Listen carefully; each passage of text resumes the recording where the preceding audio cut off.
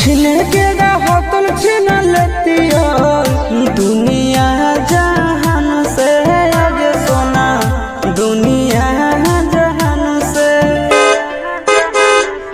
छिन के रहतन छिन लेतिया दुनिया जहान से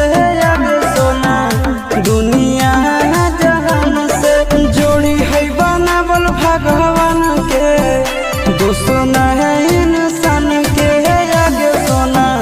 दोस्त है इंसान के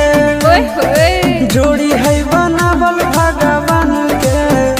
दोस्त है इंसान के आगे सोना दोस्त है इंसान के जन्मों से भले दोनों रहेंगे साथ में कहरम तो विधाते के हाथ में आगे जन्मों से भले दोनों रहेंगे साथ में करम तो